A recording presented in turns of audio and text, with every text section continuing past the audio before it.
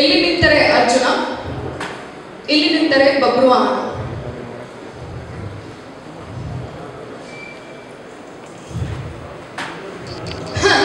ನೀನೆಯೋ ಬಬ್ರುವಾಹನ, ಮಣಿಪುರದ ಅರಸ. ತುಂಬಿದ ಸಭೆಯಲ್ಲಿ ನಮ್ಮವರ ಮುಂದೆ ಏನೆಂದು ಹೊಗಳಿದೆ. ನಿನ್ನ ಚಿಕ್ಕಪ್ಪ ಇಲ್ಲಿ ಚಿಕ್ಕ ಅಪ್ಪನೇ ಹೊಡೆದು ಇಲ್ಲಾರಿಗೂ ದೊಡ್ಡ ಅಪ್ಪನಲ್ಲವೆಂದು ಬಾಯಿಗೆ ಬಂದಂತೆ ಹೊಗಳಿದ ನೀನು ಪಾಪ ಈಗ ಶರಣಾಗತನಾಗುವುದನ್ನು ನೋಡಿದರೆ ನನಗೆ ಕನಿಕರವಾಗುತ್ತದೆ. ಪ್ರಾಣ ಭೀತಿಯಿಂದ ತಲೆ ತಗ್ಗಿಸಿದವರ ತಲೆ ಕಾಯುವುದೇ ಪಾಂಡವರ ಧರ್ಮ.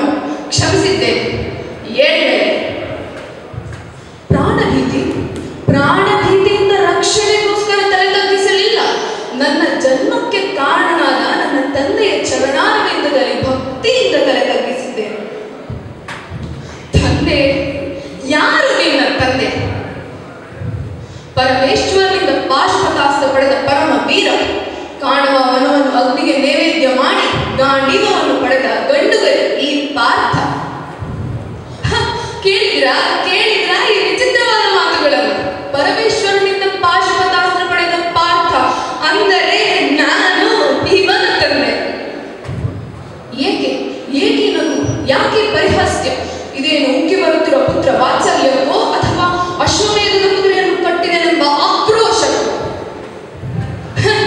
ಎರಡಕ್ಕೂ ಅಲ್ಲ.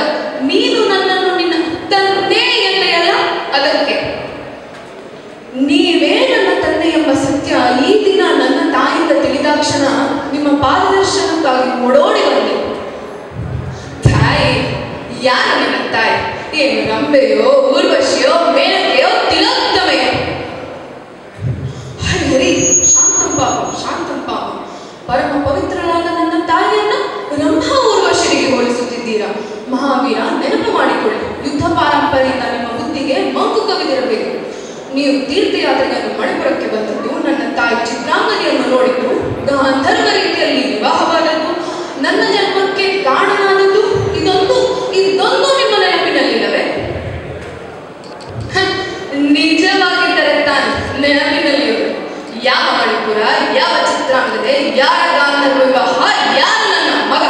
ಕುರುಕ್ಷೇತ್ರದಲ್ಲಿ ಏಕಾಂಗಿಯಾಗಿ ದ್ರೋಣಾಚಾರ್ಯ ಚಕ್ರ ವ್ಯೂಹವನ್ನು ಭೇದಿಸಿ ಇಡೀ ರಣಾಂಗಣವನ್ನೇ ಅಲ್ಲೋಲ ಮಾಡಿ ಮಿಂಚಿನಂತೆ ಬೆಳಗಿ ವೀರ ಸ್ವರ್ಗ ಸೇರಿದ ಆ ಸುಭದ್ರಾನಂದ ಅಭಿಮನ್ಯು ಅವನು ನನ್ನ ಮಗ. ಮೊದಲೇ ನಾನು ನಿಮ್ಮ ಮಗನೆಂಬ ಸತ್ಯ ತಿಳಿದಿದ್ದರೆ 18 ದಿನಗಳಲ್ಲಿ ನಡೆದ ಆ ಕುರುಕ್ಷೇತ್ರವನ್ನು ಕೇವಲ 8 ದಿನಗಳಲ್ಲಿ ಮುಗಿಸಿ ಪಾಂಡವರ ಕೀರ್ತಿಯನ್ನು ಬೆಳಗುತ್ತಿದ್ದ ಈ ನಿಮ್ಮ ಮಗ ಬಬ್ರುವಾಹನ. ಮಾತಿಗೂ ನನ್ನ ಮಗ ಎಂದು ಏಕೆ ಹೊಗಳುತ್ತಿ? ಹೋಗಿ ನಿನ್ನ ತಾಯಿಯನ್ನ ಕೇಳು. ನಿನ್ನ ಜನ್ಮಕ್ಕೆ ಕಾರಣನಾದ ನಿಮ್ಮ ತಂದೆ ಯಾರು ಅಂತ. ಇದೇ ಮಾತನ್ನ ಬೇರೆ ಯಾರಾದರೂ ಆಡಿದ್ದರೆ ಅವರ ಹೃದಯವನ್ನು ಬಗೆದು ರಣಚಂಡಿಗೆ ಅವತಾರ ನೀಡುತ್ತಿದ್ದೆ. ಆದರೆ ತಾವು ಹಿರಿಯರು, ಶ್ರೀಕೃಷ್ಣನ ಪರಮಾಪ್ತರು, ಆದ್ದರಿಂದ ಭಕ್ತಿಯಿಂದ ಕೇಳಿಕೊಳ್ಳುತ್ತಿದ್ದೇನೆ. ನನ್ನ ತಾಯಿ ಅಗ್ನಿಯಷ್ಟೇ ಪವಿತ್ರಳು. ತಮ್ಮ ದರ್ಶನಕ್ಕಾಗಿ ಹಗಲು ಇರುಳು ಸುಖ ಸಂತೋಷಗಳನ್ನು ತ್ಯಾಗ ಮಾಡಿ ನಿಮ್ಮ ದರ್ಶನಕ್ಕಾಗಿ ಪರಿತಪಿಸುತ್ತಿದ್ದಾಳೆ. ಆದ್ದರಿಂದ ತಾವು ತಮ್ಮ ದರ್ಶನ ಭಾಗ್ಯವನ್ನು ಕರುಣಿಸಿ ನಮ್ಮನ್ನು ಕೃತಾರ್ಥರನ್ನಾಗಿ ಮಾಡಿ. ಛೀ, ದೂರ ಸರಿ. ನಿನ್ನ ಅಪವಿತ್ರವಾದ ಕೈಗಳಿಂದ ನಮ್ಮ ಪಾದಗಳನ್ನು ಮುಟ್ಟಬೇಡ. ಆ ಯೋಗ್ಯತೆ ನಿನಗಿಲ್ಲ. ನೀನು ನಿಜವಾಗಿ ನನ್ನ ಮಗನೇ ಆಗಿದ್ದರೆ ಕಟ್ಟಿದ ಕುದುರೆಯನ್ನು ಬಿಚ್ಚದೆ ಬಿಲ್ಲಿಗೆ ಹೆದೆಯಿರಿಸಿ ರಣಾಂಗಣದಲ್ಲಿ ತಕ್ಕ ಉತ್ತರ ಕೊಡುತ್ತಿದ್ದೆ. ಲಜ್ಜೆಗೆಟ್ಟು ಹೇಳಿದಂತೆ ಬಂದು ಕಾಲು ಹಿಡಿಯಬೇಕಾದರೆ ನೀನು ಜಾರಿನ ಮಗನೇ ಆಗಿರಬೇಕು. ಜಾರಿನ ಮಗ. ಭೋಗ್ಗನೆ ನುಗ್ಗುವ ಪ್ರವಾಹವನ್ನು ಪ್ರತಿರೋಧಿಸಬಲ್ಲೆ. ಕಾಡಿನ ಮೆಟ್ಟಿ ಅಡಗಿಸಬಲ್ಲೆ. ಬರಸಿಡಿಲ ಬಡಿತವನ್ನು ಬರೀ ಮುಷ್ಟಿಯಲ್ಲಿ ಹಿಡಿಯಬಲ್ಲೆ. ಆದರೆ ಈ ಮಾತೃನಿಂದನನ್ನು ಮಾತ್ರ ಸಹಿಸಲಾರೆ. ಅರ್ಜುನ, ಮಲಗಿದ್ದ ಮೃತ್ಯುದೇವತೆಯನ್ನು ಬಡಿದೆಬ್ಬಿಸಿ ನಿನ್ನ ಚಿತೆಯನ್ನು ನೀನೇ ಸಿದ್ಧಪಡಿಸಿಕೊಂಡೆ. ನಿನ್ನ ರಕ್ಷಣೆಗೋಸ್ಕರ ತ್ರಿನೇತ್ರನ ಉರಿಗಣ್ಣೆ ತೆರೆಯಲು ತ್ರಿವಿಕ್ರಮನ ಸುದರ್ಶನವೇ ಅಡ್ಡ ಬರಲಿ.